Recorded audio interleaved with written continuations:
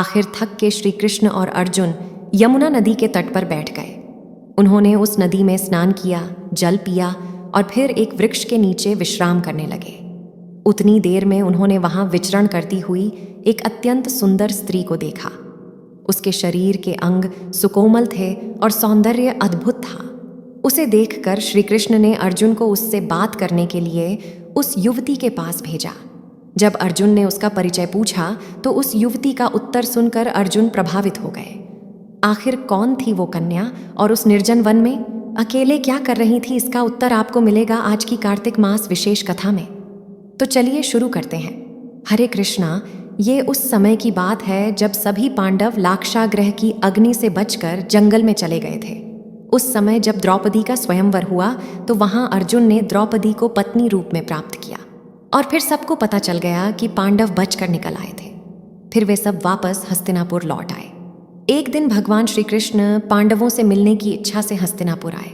उन्हें देखते ही सभी पांडव ऐसे खड़े हो गए जैसे निर्जीव शरीर में पुण्य प्राण लौट आए हों। उन सब ने अत्यंत प्रसन्नतापूर्वक भगवान का अतिथि सत्कार किया। भगवान भी उन सब से प्रेम पूर्वक मिले।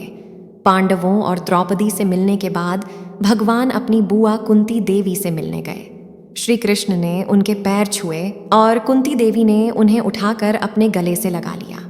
स्नेह से उनकी आंखें भर गईं और कुंती देवी ने भगवान से प्रार्थना करते हुए कहा, हे मेरे प्रिय कृष्णा, जब आपने हमें अपने संबंधियों को याद किया और हमसे मिलने के लिए मेरे भाई को भेजा, उसी समय हमारा कल्याण सुनिश्चित हो गया था।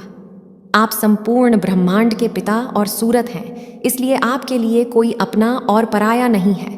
लेकिन फिर भी जो सदैव आपका स्मरण करता है उसके सभी कष्टों को आप दूर करते हैं। आपकी कृपा से ही हम उन विपदाओं को सहन कर पाए। इतना कहकर कुंती देवी का कंठ अवरुद्ध हो गया। इस प्रकार सबसे मिलने के बाद और युधिष्ठिर के आग्रह पर श्री कृष्ण ने चातुर्मास का समय वहीं पांडवों के साथ व्यतीत किया। उस समय अपने प्रत्यक्ष दर्शन से उन्होंने नगरवासियों को भी आनंद प्रदान किया। एक दिन श्री कृष्ण अर्जुन के युद्ध कौशल की परीक्षा लेना चाहते थे, क्योंकि वे जानते थे कि आने वाले समय में अर्जुन को महाभारत का युद्ध लड़ना पड़ेगा। इसलिए वे दोनों भयानक पशुओं से भरे एक घने जंगल में शिकार खेलने चले गए। वहां अर्जुन अनेक सिंहों, गैंडों, काले हिरणों इत्यादि शाही पशुओं का शिकार किया। उनमें से यज्ञ के लिए उपयुक्त पशुओं को महाराज युधिष्ठिर को भिजवा दिया। कुछ समय बाद जब अर्जुन को थक कर प्यास लगी तो वह कृष्णा के साथ पानी पीने के लिए यमुना नदी के तट पर गए। उन्होंने मन भरकर शीतल जल पिया और फिर नजदीक के एक पेड़ के नीचे विश्राम करने लगे। उस समय उन्होंने वहां विचरण करती एक सुंदर युवती को देखा। सुकोमल सुडोल अंगों वाली उस युवती को देखकर श्री कृष्ण ने अर्जुन को उसके पास भेजा। अर्जुन ने उस युवती के पास जाकर पूछा, ये सुंदरी आप कौन है और कहाँ से आई है? इस निर्जन वन में अकेले क्या कर रही है? मुझे लगता है कि तुम अपने लिए एक सुयोग्य पति की खोज में निकली हो। यदि तुम अपने मन की बात बता दो तो मैं तुम्हारी सहायता करने का प्रयास कर सकता हूँ। ये सुनकर उस युवती ने अपना परिचय दिया और कहा, मैं सूर्यदेव की पुत्री हूँ। मेरा नाम कालिंदी है और मैं इस नदी की मूर्तिमती देवी हूँ। मैं पुरुषों में श्रेष्ठ परम भगवान विष्णु को पति रूप में प्राप्त करना चाहती हूँ। इसी उद्देश्य की प्राप्ति हेतु मैं यहाँ तपस्या कर रही हूँ। लक्ष्मीपति के सिवा मैं किसी और को अपने पति रूप में स्वीकार नहीं करूँगी। मैं अपने पिता द्वारा इस नदी के अंदर निर्मित एक महल में रहती हूँ और जब तक भगवान अच्युत से मैं नहीं मिलती तब तक मैं वहीं रहूँगी। आप कृपया मेरी ओर से भगवान को याचना करिए कि वे मुझे स्वीकार करें। अर्जुन ने जाकर कालिंदी का संदेश श्री कृष्ण को सुनाया और हालांकि भगवान पहले से ही ये बात जानते थे, इसलिए उन्होंने तुरंत कालिंदी को अर्जुन के रथ पर बिठाया और हस्तिनापुर वापस लौट आए। कुछ समय बाद युधिष्ठिर ने श्री कृष्ण से निवेदन किया कि वे उनके लिए एक उपयुक्त नगरी का निर्माण करने में सहायता करें।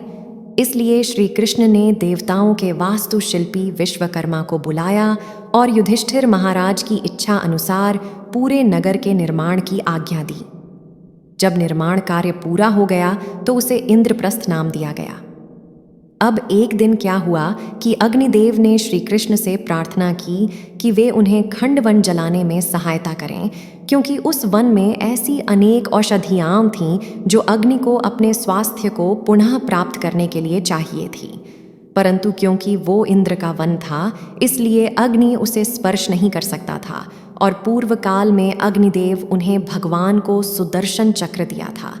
इसलिए उन्होंने भगवान का स्मरण करते हुए उनसे सहायता की गुहार लगाई थी। अग्नि को संतुष्ट करने के लिए भगवान अर्जुन के सारथी बने और खांडव वन का भक्षण करने में अग्नि की सहायता की।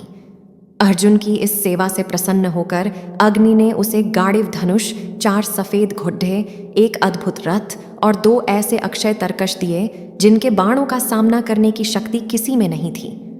जब खांडव वन जल रहा था तो अर्जुन ने मय नाम के दानव को वहां से बचकर निकलने में सहायता की। उसके बदले में अपनी कृतज्ञता व्यक्त करने हेतु इंद्रप्रस्थ में एक अद्भुत महल का निर्माण करके दिया। ये महल इतना मायावी था कि एक समय जब दुर्योधन वहां आया तो उसने पानी को पत्थर और पत्थर को पानी समझ लिया। यह देखकर वहां उपस्थित सभी लोग उसका उपहास उड़ाने लगे। इस बात का प्रतिशोध दुर्योधन ने पांडवों से बाद में लिया।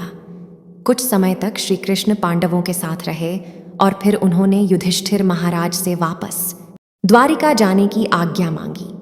द्वारिका वापस लौटने के बाद श्री कृष्ण ने शुभ समय देखकर कालिंदी से विवाह किया।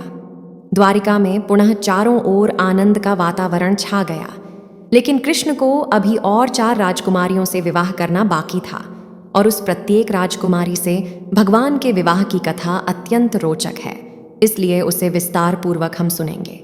कार्तिक मास कथा की आने वाली अगली कड़ी में इस कथा को सुनने के लिए अगर आपने अभी तक आपके अपने इस चैनल को सब्सक्राइब नहीं किया है तो जल्दी से कर लीजिए, ताकि आपको इसका नोटिफिकेशन मिल जाए। चलिए, अब समय है आज के प्रश्न का। आज का प्रश्न है, भगवान श्री कृष्ण को सुदर्शन किसने दिया था? आपके जवाब हमें नीचे कमेंट बॉक्स में लिख कर भेजिए। और अगर आपको इस कार्तिक मास में हमारे द्वारा किया जा रहा इन वैदिक कथाओं का प्रयास अच्छा लग रहा है तो आने वाली कथाओं के लिए चैनल को सब्सक्राइब करें। चलिए इस सुंदर कार्तिक मास में श्री श्री राधा श्याम सुंदर को सदैव अपने मन, चेतना और जीवन में बसाने का प्रयास करते हैं और जीवन के परम लक्ष्य की ओर अग्रसर होते हैं। जय यमुना माता, हरि जय यमुना माता, जो नहावे फल पावे, सुख दुख की दाता। ओम जय यमुना माता।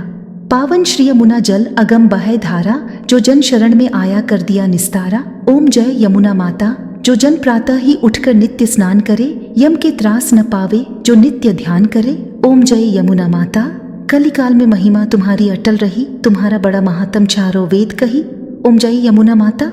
आन तुम्हारे माता प्रभु अवतार लियो, नित्य निर्मल जल पीकर कंस को मार दियो। ओम जय यमुना माता। नमो मात भय हरणी, शुभ मंगल करणी, मन बेचैन भया है तुम बिन वैतरणी। ओम जय यमुना माता। तो मिलते हैं दोस्तों आपसे अगली वीडियो में, तब तक के लिए हरे कृष्णा।